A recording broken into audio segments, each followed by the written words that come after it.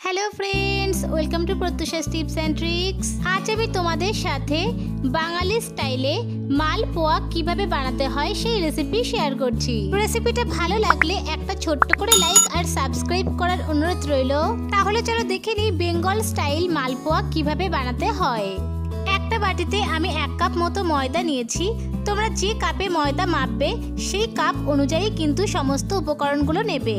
1/2 cup মতো সুজি নিয়েছি আর 1/3 কাপ অর্থাৎ 3 ভাগের 1 ভাগ মতো চিনি নিয়েছি আর সামান্য 1 পিঞ্চ মতো লবণ অ্যাড করে দেব। এবার গ্যাসে একটা কড়াই বসিয়ে এর মধ্যে আমি 1 টিস্পুন মতো মৌরি হালকা রোস্ট করে নেব। মৌরি রোস্ট করে নিলে এর ফ্লেভার খুব ভালো আসে। এবার এই মৌরিটাকে একটা চাকির মধ্যে ঢেলে দিলাম। এখানে 2টো এলাচ নিয়েছি, সেই এলাচের দানাগুলোকে আমি এইভাবে বার করে নেব। এবার এই মৌরি আর এলাচের দানাটাকে হালকা একটু গুঁড়ো করে নেব, খুব বেশি কিন্তু গুঁড়ো করা যাবে না। এই এলাচ মৌরিটাকে এর সাথে অ্যাড করে দেব, এতে এর ফ্লেভারটা খুব ভালো আসে। এবার সব উপকরণগুলোকে খুব ভালো করে মিক্স করে নিতে হবে। এবার আমি এর মধ্যে 1 কাপ মতো দুধ অ্যাড করে দিচ্ছি। এরপরে যদি আবার দুধ লাগে পরে আবার অ্যাড করব।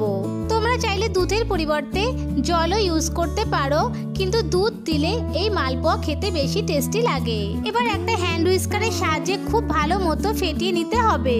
দেখো ব্যাটারটা একটু বেশি ঘন লাগছে, এর জন্য আমি এর মধ্যে আরো 2 টেবিল স্পুন মতো দুধ অ্যাড করে দিলাম। এই ব্যাটারটা কিন্তু খুব বেশি পাতলাও হবে না, আবার খুব বেশি ঘনও হবে না। আমরা এই ব্যাটারে যেহেতু চিনি অ্যাড করেছি, চিনি একটু লিকুইড হয়ে যায়, আবার অন্যদিকে সুজি কিন্তু অনেক জল অ্যাবসর্ব করে, তাই এর ব্যালেন্সটা কিন্তু একদম ঠিক থাকবে।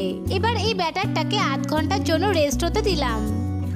মালপোয়ার রস বানাবার জন্য আমি 1 কাপ চিনি আর তার মধ্যে 1.25 কাপ মতো জল অ্যাড করে দিলাম। একটা ফাটানো এলাচ অ্যাড করে চিনিটা মেল্ট হয়ে যাওয়া পর্যন্ত রান্না করে নিতে হবে। এই রসটা কিন্তু কোনো 1 তার বা 2 তারের মতো হবে না, একটা নর্মাল চ্যাটচেটে মতো রস বানিয়ে নিতে হবে। আমি হাত দিয়ে দেখাচ্ছি, দেখো কোনো তার হচ্ছে না, একটা জাস্ট আঠালো চ্যাটচেটে মতো রস তৈরি হয়েছে। আধ ঘন্টা পর আমি ব্যাটারটা দেখাচ্ছি। দেখো মালপোয়া তৈরির জন্য ব্যাটারটা কিন্তু একদম রেডি হয়ে গেছে। ব্যাটারটা না বেশি ঘন না বেশি পাতলা, মালপোয়া বানাতে ঠিক আমাদের এইরকম ব্যাটারই লাগবে। এবার মালপোয়াগুলো ভাজার জন্য গ্যাসে একটা কড়াই বসিয়ে দিয়ে এর মধ্যে বেশ খানিকটা রিফাইন্ড অয়েল অ্যাড করে দিলাম। অয়েলটা গরম হয়ে গেলে গ্যাসের ফ্লেমটা মিডিয়াম করে এবার আমি এর মধ্যে 1 হাতা করে ব্যাটার এইভাবে দিয়ে দেব। তোমরা চেষ্টা করবে একটা বড় কড়াই নেবার, তাহলে তোমরা একসঙ্গে 4টে মতো মালপোয়া ভাজতে পারবে। মালপোয়াগুলোকে কিন্তু মিডিয়াম ফ্লেমে ভেজে নিতে হবে, না হলে মালপোয়াগুলো ওপর দিয়ে লাল আর ভেতর দিয়ে কাঁচাই থেকে যাবে। তোমরা খুন্তিতে করে অয়েল এইভাবে মালপোয়াগুলোর উপর দিতে থাকবে, তাহলে দেখবে মালপোয়াগুলো খুব সুন্দরভাবে ফুলে উঠবে। মালপোয়াগুলো এক পিঠ হালকা হয়ে গেলে এইভাবে উল্টে দিতে হবে। তোমরা একইভাবে অয়েল মালপোয়াগুলোর ওপর এইভাবে দিতে থাকবে আর দেখবে মালপোয়াগুলো কি সুন্দর ফুলে উঠবে। এই একইভাবে সবগুলো মালপোয়া এপিঠ ওপিঠ খুব ভালো মতো ভেজে তেল থেকে তুলে নিয়ে উষ্ণ গরম রসের মধ্যে অ্যাড করে দিতে হবে। প্রথম ব্যাচের মালপোয়াগুলো রসের মধ্যে অ্যাড করে এবার সেকেন্ড ব্যাচের মালপোয়াগুলো তেলের মধ্যে ছেড়ে দিতে হবে। আগের মতো ওই সেম প্রসেসেই আমি সবগুলো মালপোয়া ভেজে নেব। মালপোয়ার ব্যাটারটা যদি গোলানো খুব ভালো হয় তাহলে তোমরা দেখবে সবগুলো মালপোয়াই খুব সুন্দরভাবে ফুলে উঠবে।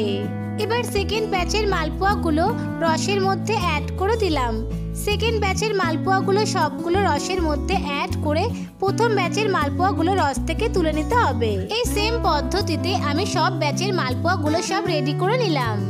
আমি একটা মালপোয়া তুলে দেখাচ্ছি, দেখো মালপোয়াটা কি সুন্দর সফট হয়েছে, এর মধ্যে রসটা কত সুন্দর ঢুকেছে তা তোমরা কিন্তু দেখেই বুঝতে পারছো। আমি একটা মালপোয়া ছিঁড়ে দেখাচ্ছি, দেখো মালপোয়াটা কি সুন্দর সফট আর জুসি হয়েছে, এর মধ্যে রসটা কত সুন্দর ঢুকেছে।